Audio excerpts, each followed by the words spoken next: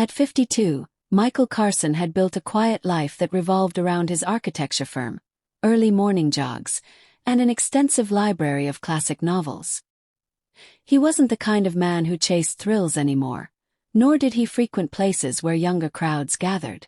But something had shifted in him ever since his divorce 5 years ago.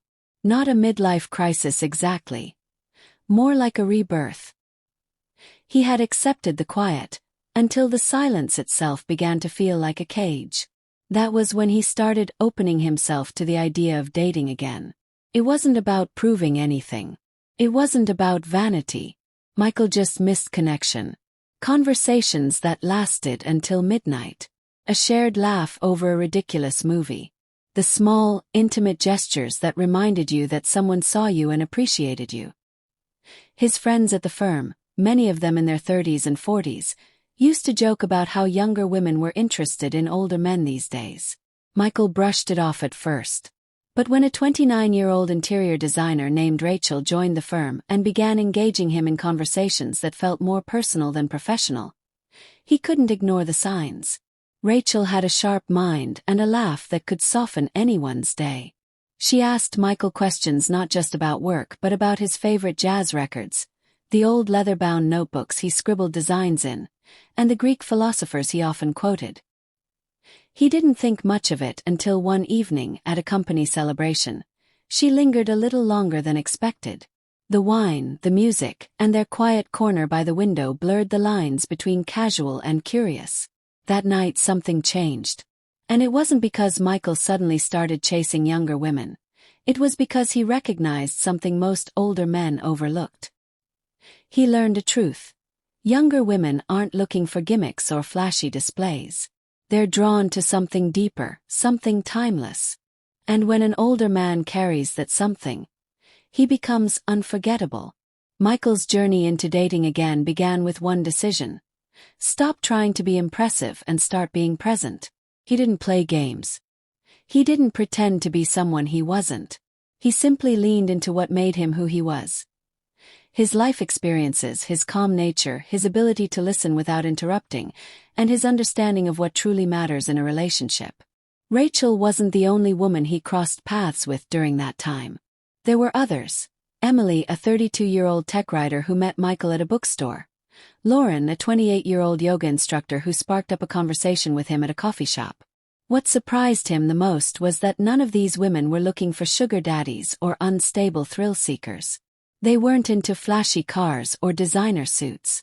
They were drawn to authenticity, maturity, and emotional intelligence. Michael began to notice a pattern. These women were used to chaotic dating scenes. Ghosting, shallow hookups, men afraid of commitment. In contrast, his grounded presence was like a breath of fresh air. One of the most unforgettable nights in his new journey happened with Emily. After running into each other several times at a local used bookstore, they finally went out for coffee. The conversation flowed easily, and before either realized it, 3 hours had passed. Michael didn't try to impress her. He just asked questions, real ones. He listened. He made her feel heard. That evening, as he walked her to her car, Emily looked at him and said something he'd never forget. "I feel like I can actually breathe around you." "That doesn't happen often." Michael smiled. "That's probably because I'm not in a rush to be anywhere else." And that was the key. He learned that younger women weren't interested in the age gap as much as they were interested in the experience gap.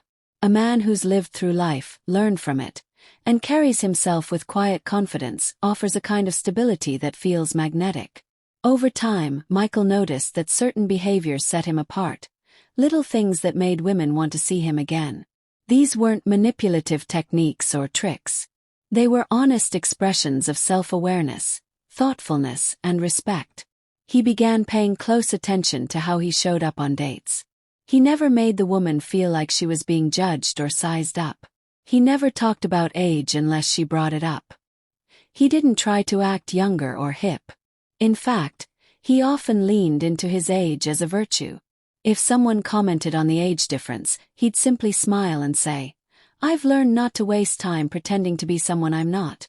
What you see is who I am." One of the most powerful tools in his back pocket was his ability to create emotional safety.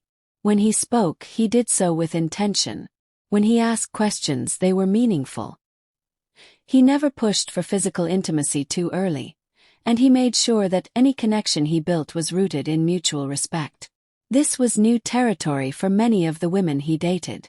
They were used to men who were quick to vanish after a few texts or emotionally unavailable types who kept their hearts guarded. Michael offered presence. He called when he said he would. He showed up on time. He remembered small details from their conversations, like the fact that Emily loved mint chocolate or that Rachel had always wanted to visit Kyoto. The result? These women didn't just enjoy the date. They craved more of that energy. They texted him first the next morning. They hinted at future plans. They opened up about things they'd never shared with others. They didn't just want to see him again, they looked forward to it. The most profound example of this came months later when Lauren invited Michael to a small gathering at her art studio. She introduced him to her friends not as some guy I'm dating, but as Michael. He's someone who just gets people.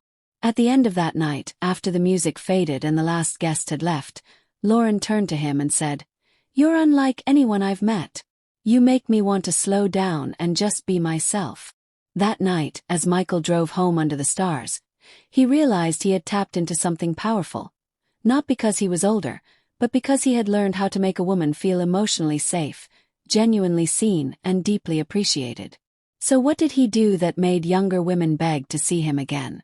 He stayed calm in the chaos. He listened more than he spoke. He led with humility, not ego.